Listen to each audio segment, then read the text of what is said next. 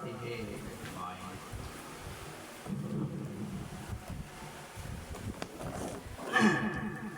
قال المصنف رحمه الله ونفعنا بعلومه وأعماله في الدارين.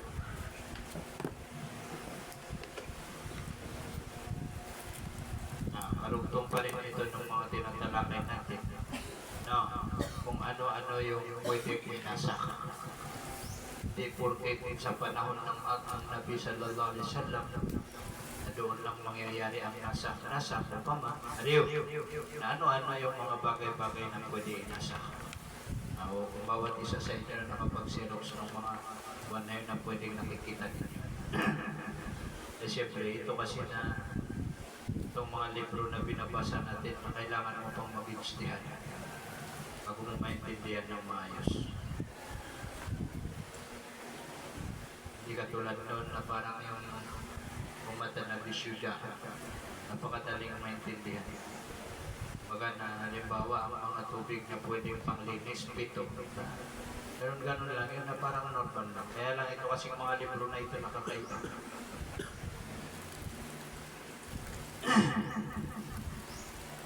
Sabi niya dito, faslun wa kadhalika la yajuzu naskhul ijma. At ganoon din na hindi pwedeng inasa ang ijma. Yung ijma kasi dumating pagkatapos na ng Nabi sallallahu alaihi wasallam. Sabi niya dito sa number 4, sabi niya, yani al-hukm bisabiti bil ijma. Ano na ba mismo so ijma? Ay yung hukom na nagganap o kaya hukom na naitalaga nang dahil sa pagka-ijma ng mga ulama. Ano nito? Dahil sa pagka-ijma ng mga ulama. Itong ijma na ito na dalawa. Yan tinatawag na ijma na sarik. Ariyo, at saka ijma na sukuti. No, sa madhab natin na Shafi'i, ariyo, sa madhab natin na Shafi'i, na ginagamit natin yung ijma na sarik. Pero yung ijma na sukuti, yung kumbaga na titignan ka.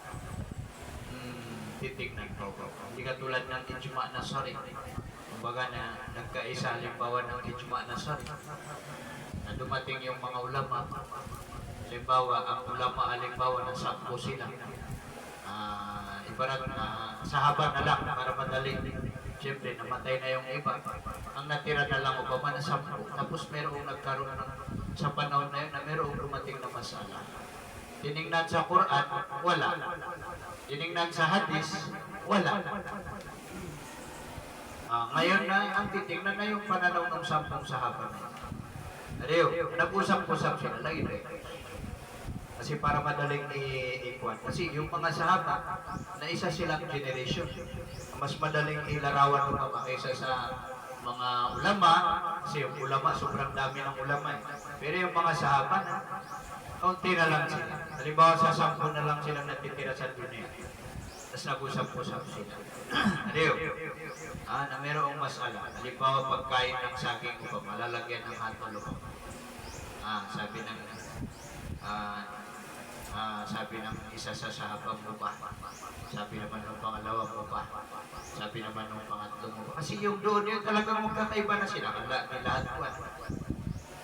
Kumbaga na pag-uusap yun, sabi ng isang, hanggang sa yung 10 na yun, nagsabi ng uba, nagitipkit yun sa ito makasama.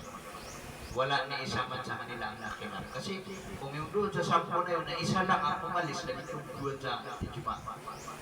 Putur na jumhur. Ariyo. Pero, kung mayroong dumating na tabiin na sabi niya, haram ang pagkain ng saging, nag-iwag ko ako na mukhalim mo din ijma. Mukhalim mo ito sa ijma. So, kailan pala nangyayari yung ijma? Pag wala na ang Quran, wala na ang hadis. Ibig sabihin na wala na sa panahon ng Rasulullah. Na doon nagaganap yung ijma. Hindi pwede magkaroon ng nasiyah manso sa ijma. Bakit? Kasi ngayong ijma na hindi pwedeng inasak kasi nangyari yun pagkatapos ng syariat na pag-aralan natin na ang nasak dapat khitab. Ano dapat khitab. Ano yung khitab na yun? Yun yung utos ng syariat. Salita ng Allah, salita ng Rasulullah sallallahu alaihi wasallam. Wala na eh. Wala na ang Rasul. Ano pag nasik manso? Wala na. Ano ito? Lian al-ijma' la yakun illa ba'da mauti Rasulillah sallallahu alaihi wasallam wan nasakh la yajuzu ba'da mautihi at ang pagnasakh ay hindi maaari ba'da mautihi. Kasi yung nasa ay ibig sabihin na la yajuzu ay lam yabqa masyru'an. Kumbaga na hindi natitira siya na nasakh na masyru'an ibinabutos fi zaman al-ijma' sa panahon ng ijma'. Kasi nag-umpisa ang ijma' na sa panahon ng mga sahaba. Kung gano'n ang palayan sa hukm al-ijma'. Hindi mananasakh niya na ang nasakh hukm al-ijma' yung hukm ng ijma'. Pagkatapos ng kamatayan ng Rasulullah, siyempre tapos na yun. Tapos doon sa number 6 sabi niya, qauluhu wan nasakh la yajuzu ba'da mautihi. Yung salita niya na yun, nakaannahu yushiru, para bang si Musannif rahmatullah alayh na yushiru, sinasaad niya ng Musannif ila anna nasakha, na ang pagnasakh na yan na amrun tawfiqiyun. Ang amar ay tawqifi. Tawqifi upama. Ay mana tawqifi po na waiting ka lang sa banal na darating. Hindi mana amrun tawqifi yun. Na ba amrun ijtihadi yun? La dakhla lirra'yi fihi. Walang panghihimasok lirra'yi ang pananaw fihi sa kanya. Fihi ay fil amri at tawfiqi. Wa huwa muttajihun jiddan. At sabi niya, itong salita na ito, sabi niya, na muttajihun jiddan. O hadal qawl, na muttajihun jiddan. Kumbaga na laki ng paraan niya. Napakalaki ng paraan. Ito sabihin na swak na swak ko ba? Pamakasig ko ba sa tanong na swak na swak. Yan ito. Maslun wa kadhalika la yajuzu naskhul qiyas. Ganoon din yung qiyas, hindi pwedeng inasak yung qiyas. Bakit? Li'annal qiyasa.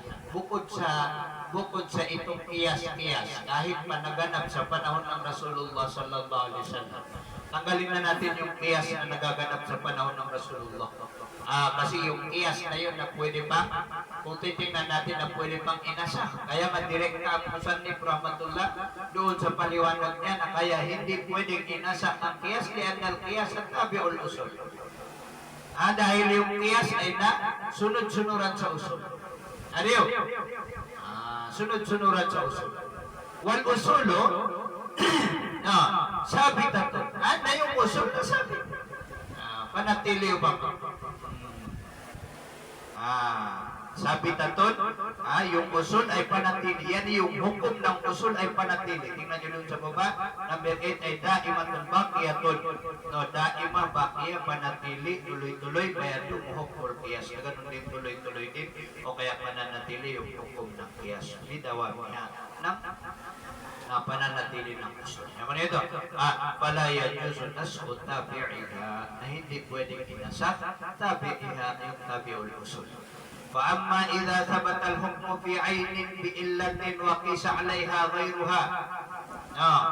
Napatungkol kapag sabata al-hukmu na naitalaga yung hatol fi 'aynin sa isang bagay. Halimbawa, bi illatin, naitalaga yung hatol sa isang bagay, naitalaga yun sa bata bi'illatin.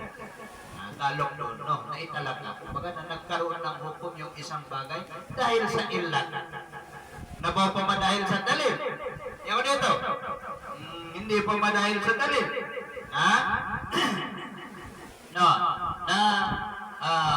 Upama na lumabas yung hukom ng dahil sa illat. Binigyan niya dito ng halimbawa yung isang ay kalbur limasalan. Halimbawa yung bur, yung bantan. Upama na nagkaroon siya ng upama na hukom. Kasi mayroong mga hukom na binigyan ng hukom dahil sa taabot. Upama na lagi hugasan mo yung tawag dito, hugasan mo yung nadilaan ng aso pa merong mga ikhtilaf dyan. So ipagpalagay natin na lintaabud ba? Kasi nadaanan natin sa iana, merong tinatawag na lintaabud. Taabudi yun ba? Na yung taabudi yun, anong question ba? paat lang ang sa atin. Meron din mga utos-utos na nanggaling doon sa dalil na hindi dahil doon sa dalil niya, bagamat dahil doon sa ilat. Dahil doon sa ilat.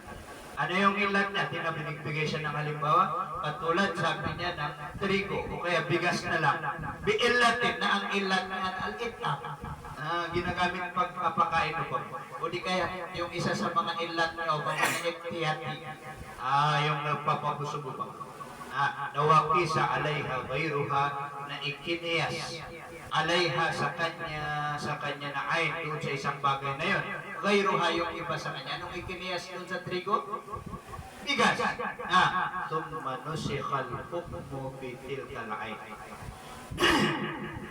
Pagkatapos na binura yung hukom sa nabanggit na ayn, pamana inalis sumama yung hukom doon sa tinatawag na trigo ba? Na ano ang mangyayari doon sa ano ba ito? Doon sa bigas o tunay ko na batala al-hukmu bil far'i al-makis alayha. Batal yung hukom ng puro ng bigas al-makisi na ikiniyas alayha alal-ayn. Doon sa bagay. Batal. Yan ba talutang tao ko man? Kasi di ba meron tayong kaida, idha dahabal mahal na dahaba al-hukum. Kapag nawala yung lugar, nawala na rin yung hatol. Siyempre, ibarat ko pa man na wala ng hatol ba? Nawala. Sama na yan. Ngayon ba ma? Nawala na yung trigo pa. May ibarat ko na yung dasod. So bigas na. At kada suko ko man ng bigas. Wala yung hukom ng bigas. Yaman ito, mawala yung hukom ng bigas. So ito masala. Kaya niya binanggit dito yung masala. Nagkaroon ng hukom yung isang bagay dahil dun sa ilan. Kumanan, kaya taguan sa hukuman sa shay dahil dun sa ilan niyo. Dahil dun sa ilan, dahil dun sa dahilan. No, meron tayong kaida, al-hukmo, yaduru ma'illatihi wujudan, o adaman. Yung hukom na umiikot-ikot yan sa ilan niya. Na yung merong yung paglagay ng hukom na littaabud, isa na littaabud, taabudi. Ibig sabihin na paat lang, pagsunod lang. Sinabi sa atin na sinabi sa atin na umupo lang tayo, no question na, doon na ba niyang dahilan? Yun yung walang ilan, hindi man na amron taabudi. Meron namang mga tinatawag na amron ijtihadi. Ayun yung kumbaga na merong amron ijtihadi. Yun ang dahilan, lumitaw ang ilan kung bakit ba. Nakita niyo? Meron din tinatawag na amron hikami.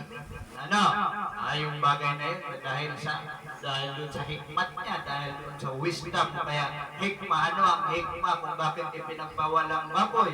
Ano ang hikma kung bakit ganito? Kaya lang, sa usul, ang pinangahawakan lang nila na yung taabudi, isa yun, at saka pangalawa na yung amron, tinatawag na amron, ijtihadi. Yung amron ijtihadi na pasukso ng wag ng qiyas. So kung mawala, ayon kay Musannif rahmatullah alayhi, itong pananaw niya, kung mawala, sabi niya yung hukom ng original, pati yung tawag dito, yung kopya niya, mawala. Pero dito, wa min ashabi naman qala la yabtulu. Isa sa mga ilan sa mga ashab ng Shafi'i nagsasabi, hindi daw batal. Daw kung mabatal, hindi daw nawala. Yan nila, ya la yabtulu hukmul fardi. Hindi nawala.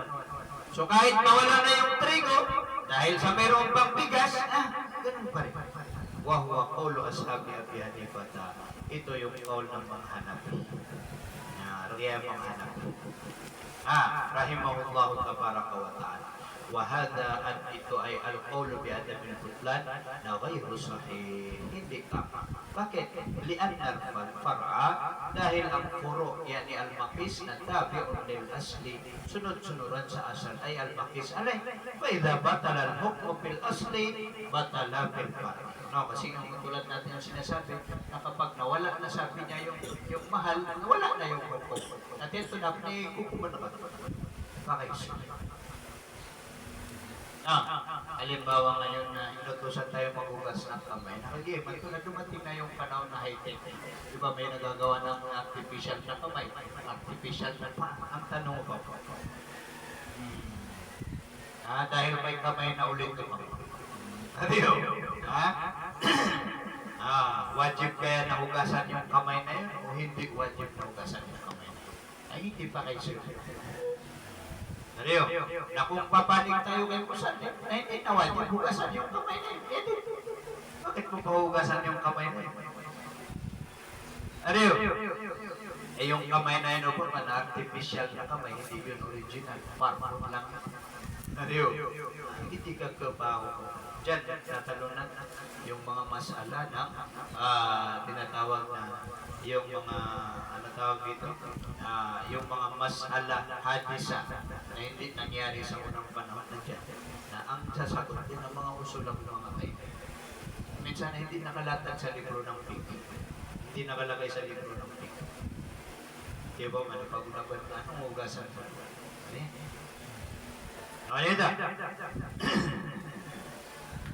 Kasi kung titingnan na itong mga pinuutusan sa atin na hugasan, bukod doon sa mga ilan niya, amron ka abudi, amron ijtihadin na meron pang isa. Yung tinatawag na amron hikami, yung hikima kung bakit hinuhugasan. Bakit pahugasan itong kamay? Para malinis yung bangko. Kasi yung mga pawis-pawis, yung mga kuwan na dumidikit sa kanya, hindi katulad ng mga artificial na yung kamay na doon, hindi naman yung naglalabas ng ano galing sa loob. Yaman ito. Bago bayaring ujuhin nasri. Ito naman na yung mga paraan ng mga nasik mansub. Ito na yung tinalakay natin. Baslo niya laman ng nas kaya Yusuf bin Rasmi Dunal Hukmi. Tandaan sabi niya na ang nasak ay pwede sa rasak. Yung ay rasak na ito yung pagkakasulat. Dunal Hukmi. Na hindi kasama ang hukom, na ibig sabihin na hindi pwede sa hukom, kung ba kaya natin? Ariyo, ang nasko na yung pagnasak na pwede sa pagkakasulat, ibig sabihin tanggalin sa pagkasulatan, doon na lumi na hindi tatanggalin yung hukom. Kaayat tulad ng ayat as-shaykhu wa shaykhatu idha zanaya farjamuhuma al-battata. Na ito na al-battata, ito na ayat ito dati pero minasak. Fahada nusikha rasmuhu wa hukmuhu baqi. Na ito sabi niya, itong kaulihi ta'ala dito sa ayat na ito, na nusikha rasmuhu, ninasak yung rasak niya, yung pagkakasulat. Dito pwedeng dalawang wadyahang pagbasa. Sabi niya dito, nusikha, pwede, bilpili. At yun ang mas aula. Ariyo, fada na nusikha rasmuhu wa hukmuhu baqi. Bakit dito ang tinakdir dito ay binasa niya dito ng masdar para masah yung pag-atap. Ariyo, para masah yung pag-atap na naayon sa lugar. Para masah yung pag-atap ng wahukmuhu baqi. Kasi ang pag-atap na la yajuzu al-atful jumla al-ismiya bil jumla al-fi'liya. Hindi pwede i-atap yung jumla fi'liya dun sa jumla ismiya. At pagkabaliktad, pamakasisan lungaw po.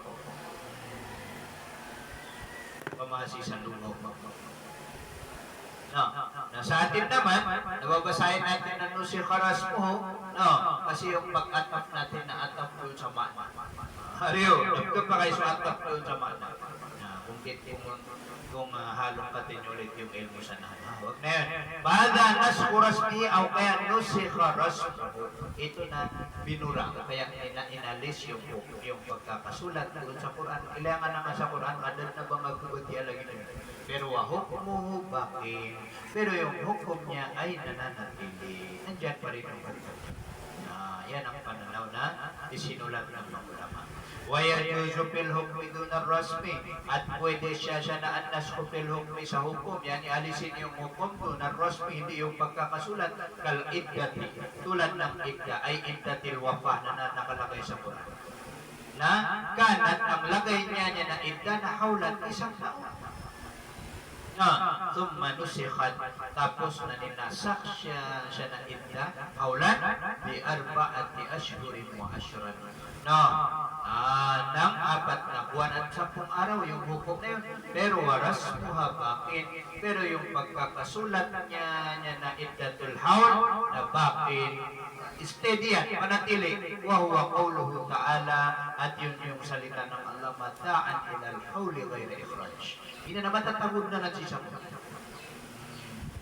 Yung ito, wa yajuzu fil rasmi wal hukmi, at pwede rin ang pagnasa fil hukmi wa fil rasmi wal hukmi, parehas wala, inalis yung hukum, inalis din yung rasa mo. Sana kalima, katahrib al-roda, tulad ng pagkakaharap ng pagpapadede. Yan katahrib nikahid, bisabab al-roda. Haram ang asawain yung isang babae bisabab al-roda. Mahaba ang hazab niya. Katahrib al-roda ay katahrib nikah bisabab al-roda. Haram pakasalan ng dahil sa kapatid sa dede o pamauke, dahil sa pagpapadede. Nakana na ang lagay niya na ar-roda na bi ashri rodaatin ay 10 roda. Yan ang nakalagay yan. Nasapit yan. Tingnan natin dito sa hadis sa baba. Rawa Muslim na Aisha radhiyallahu anha na qalat lana fi ma unzila asharu radaatin, kasama sa ibinaba sa Quran na asharu radaatin, 10 dede malumatin na yahrum na nagpapaharam yung 10 na yun. Fatufi Rasulullah sallallahu alaihi wasallam na nawapat ang Rasulullah sallallahu alaihi wasallam, wahunna mimma yutla min al-Quran, at sila sabi niya ay kabilang sa binabasa ng Quran. So yan yung dalil na yan na asharu radaatin, pero nawala na yan. Ang hukom niya nawala, pati yung pagkakasulat niya nawala. Wakana mimma yutla, at wakana mimma yutla, at dati siya na ashri radaat na mimma yutla, kabilang sa upaman na binabasa dati. Dati nababasa yung dati.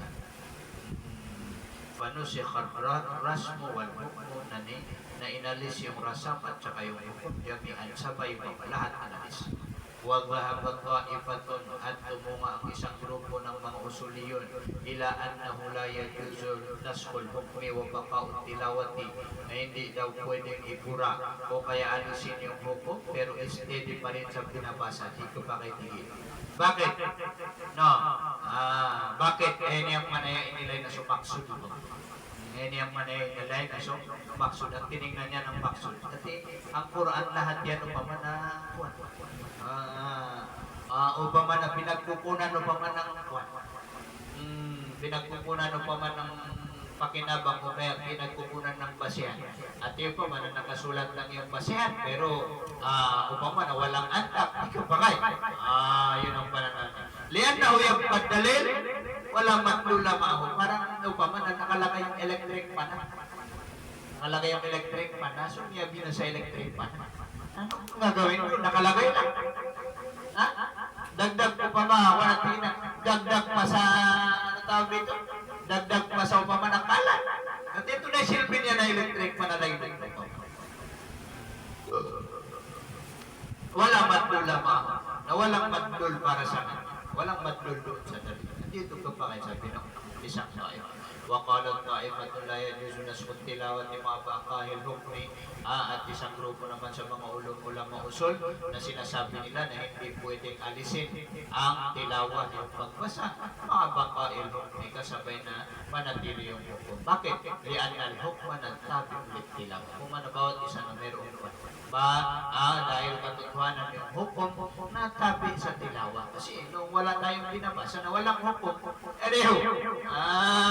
pag wala tayong mababasa na walang hukum, so ganun din, parang ganun ang mangyayari. Kung ganun na pala, yajuzu an yartafi al-aslu wa yabqa tabi'u, na hindi pwede, sabi niya, na alisin al-aslu ang asal wa huwa at-tilaw wa yabqa at-tabi'u, at mananatili yung tabi wa huwa al-hukum. Yun ang pananaw ng isang ta'ifa, wa hadha khata'. At ito sabi niya fi qawlit ta'ifatain, na khata'un, mali itong salita nilang dalawa. Yung salita ng dalawang grupo na yun ang mali. Bakit? Lian na tilawat wal hukma. Dahil yung pagbabasa at saka yung hukom na fil haqiqati. No, sa hakikat ay isa hukman dalawang hukom. Yung pagbabasa at saka na magkaiba yan. Bida ng tigil. Dito sa baba sabi niya, number 1 ay amrani mustaqillah. Magkaiba. Dalawang bagay sabi niya na magkabot. La talazum huma. Walang talazum sa pagitan ng dalawa na yun. Fil wujudi wala fil intifa. No, sa pagkakaroon man o kaya sa pagkawalan. Walang lazim sa dalawa na yun.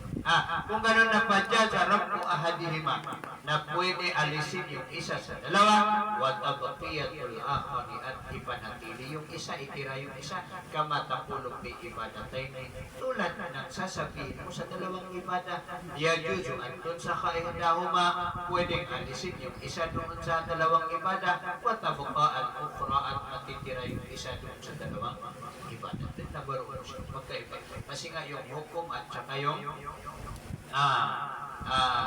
ang hukom at saka yung tilawan at bido. Kasi yung tilawan isa na. Ariyo, tulad ng pagbabasa natin ng Quran, binabasa natin ng Quran na ang inutos sa atin, nabasa. Ariyo, binabasa natin. Bakit?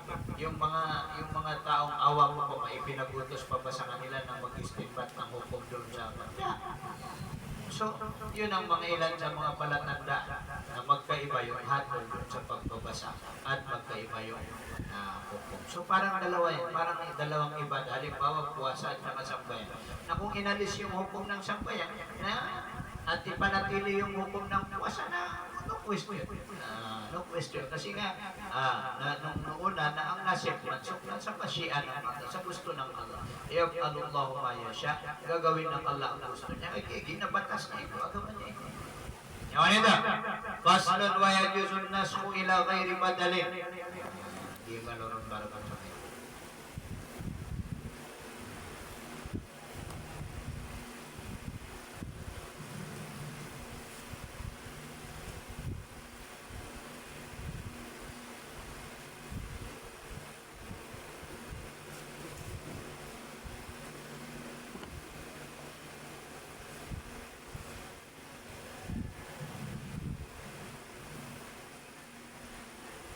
Kasi merong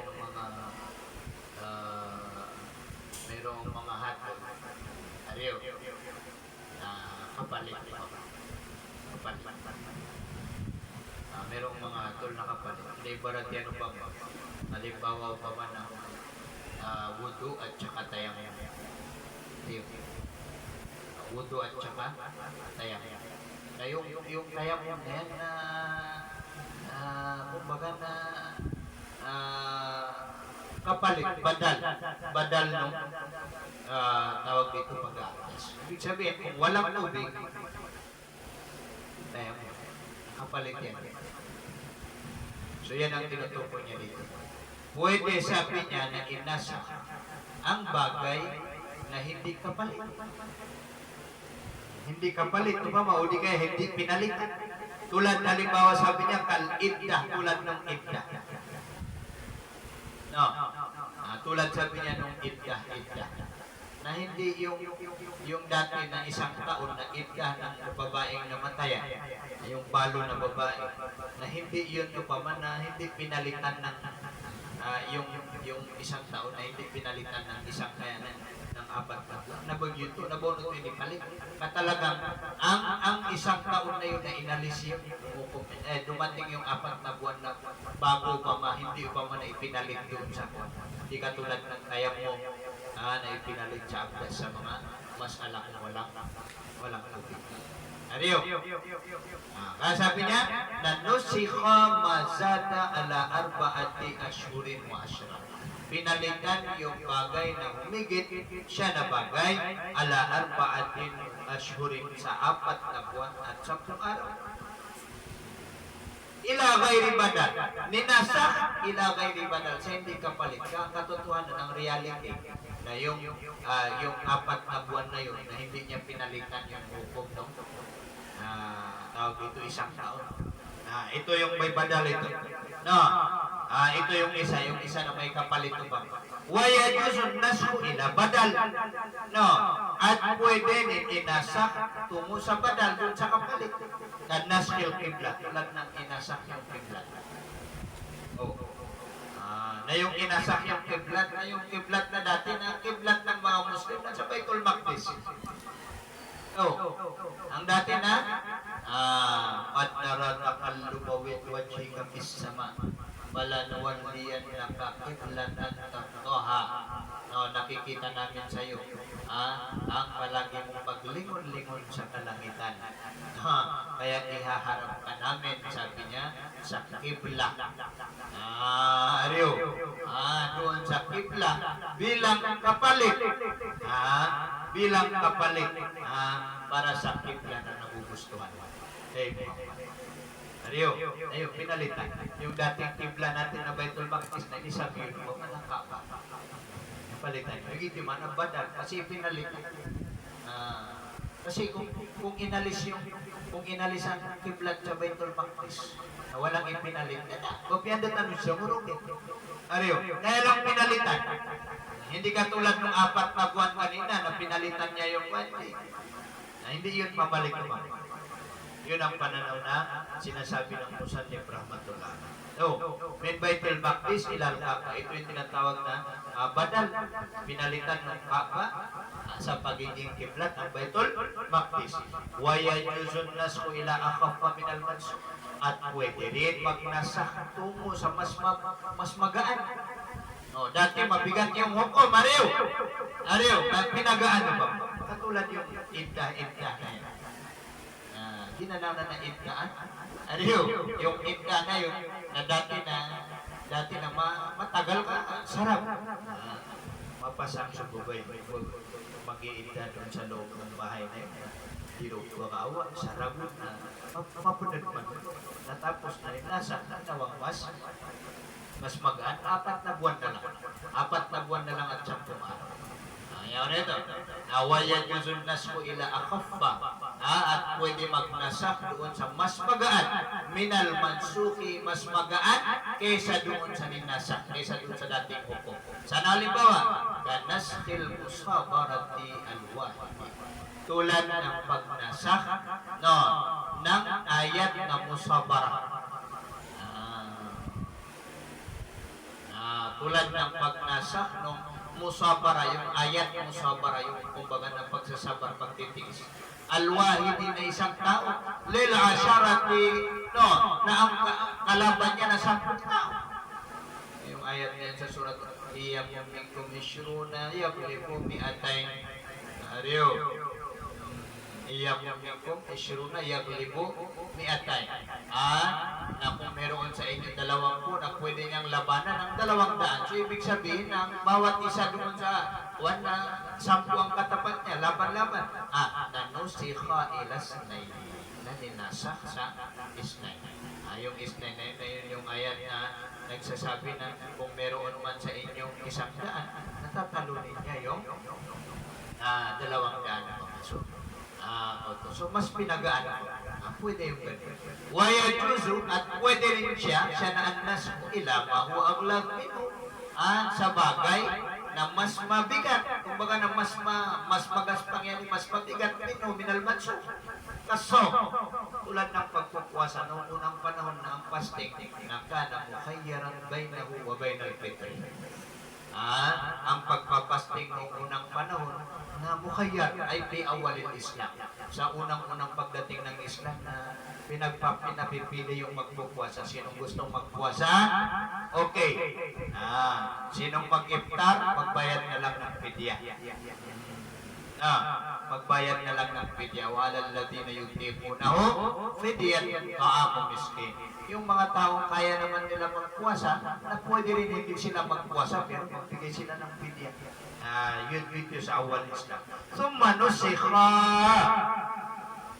Tapos na ninasak siya na at takhir. Ariyo. yung kakuan, yung takir, ang magpapasya, mas magano yung hindi magpuwasa. Ariyo, ilal itami patungo sa pagkawajib, no, bi qawlihi azza wa jalla, dahil sa sinabi ng Allah, faman syahida minkum syahra falyasum. Sino man ang masaksihan niya sa inyo ang buwan na magpuwasa siya. Yung tapalyason yun, al-atrulil wujub. So dahil yun na naging wajib yung pagpupuwasa. Yan nyo na ito. وَيَجُزُ النَّسْخُ فِي الْحَذَرِ إِلَى الْإِبَاحَةِ. At pwede rin magnasak doon sa dating bawal tapos gagawin pwede. Riyo, dati bawal tapos gagawin pwede. Kakaulihin ta'ala, halimbawa ng salita ng Allah, alim Allah annakum kuntum takhtanuna anfusakum fatabu alaykum. Alam ng Allah na kayo, sabi niya, na kumbaga na niloloko ninyo ang mga sarili ninyo, tapos na pinatawad kayo ng Allah. No, fal'ana bashiruhunna. Hurrima alayhim al-mubashara. No, dati pagdating ng puwasa, na haram sa kanila, sa mga Muslim, al-mubashara, yung kumbaga na mag-enjoy kasama mga asawa. Ay, laylatas siyam sa gabi. Summa ubihalaw, tapos pinahintulog sa kanila. Mario, atim musiyama ilalay. Ito matayat. Atim musiyama ilalay. Pagpuwasa kayo hanggang gabi. Anong kuwan na tama sa tawag dito, pag-i-enjoy sa asawa na bawal. So ngayon, mula sa bawal, papunta doon sa pwede. Waqala ba'd ashabi na la yajuzun nasku ila ma huwa aghlad min al-mansukh. Ilan sa mga ashab ng Shafi'i, sabi nila hindi daw pwede magnasak sa bagay tungo sa bagay na mas matindi kaysa doon sa binagay. Nawawa qawlu ahli dhahir. Yan ang qawl ng mga ahlul dhawahir. Wa hadha khata, sabi niya ito ay mali. Bakit? Lianna qad wajadna dhalika fi-syar'. Kasi natagpuan natin ang nabanggit dhalika ay an-naskhu. Dhalika ay an-naskhu ila ma huwa aghlad minhu. An-naskhu ila ma huwa aghlad minhu. Natagpuan yun fi-syar'i. Sa syara' wa huwa at-takhir bayna as-sawmi wal fitri. At iyon, sabi niya, yung nabanggit, ayun yung at-takhir. Yun yung pagpipili bayna sa pagitan as-sawmi ng pagpuwasa wal fitri at pagbuka. Ila inhitami as-sawmi tungo sa pagkawajib ng puwasa. Yaman ito. Wali annahu jaza an yujiban taglizan. At dahil sa katotohanan, al-hala wa siya, pwede na i-obliga niya na agama. No. Gawing wajib niya, sabi ng ni Musannif, yung taglidan ay hukman mugallad, yung hukom na mas mabigat. Na lam yakun na dati na hindi naman ganun ang hukom niya. Lam yakun na hindi ganun. Mga na hindi ganun dati ang hukom niya. Ay lam yakun mugalladan. Dati lam yakun ay lam yakun kullu mugalladan. Dati na ginawa naman niya na dati na hindi naman siya mabigat. Na pala an yajuza an yansakha wajiban bima huwa aghladu na aula. No, na dati sabi niya na ang hukom nun na hindi mabigat. Tapos ginawa niyang mabigat ko. Malagi yung puwasaan. Dati na pinapipili ka ng puwasa, tapos binago ng Allah yung hukom mo, mama. Na dati na ginawa niya yung magaan, na ginawa niya ng mabigat. Hatol man yun. No, dati kung pwede yung pagganon na hatol na palaan niya juza na ang pagpapahintulot na niyan saka na alburahin niya na syari, wajiban ang isang wajib bima huwa aghladu ng bagay na mas matindi na aula. Mas pwede. Ariyo, kasi kung pupurahin nga yung bagay na mas dati mas matindi, kumbaga na wajib tapos gagawin niyang sunat, dati pwede na. Ano pa kaya kung yung ano pa kaya sabi niya yung pwede dati tapos gagawin niyang aglag. Ibig sabihin na mas matindi, mas mabigat. Alam mo ba? So yan yung mga bahagi na tinatalakay niyo sa tungkol doon sa mga bagay na pwedeng inasa. Saan yung pwede inasa? Lahat yung nagaling sa Nas, no, galing sa Quran at galing sa Hadis. Ngayon ito, patungkol naman sa ijma at saka kiyas na din na nagkanasa. Pag-aralan na natin. Kasi ang ijma at saka kiyas na dumating yan pagkatapos ng tasya. ayat tashri na yung pagdating sa atin ng mga babu ma yajuz nasqu bihi wa ma la yajuz. Ito na yung maraming khilaf. No, kung ano ba yung pwedeng ipaknasa no, sa mga Quran o kaya mga hadis at ano yung ibagay na hindi pwede ipaknasa. Ang bawal.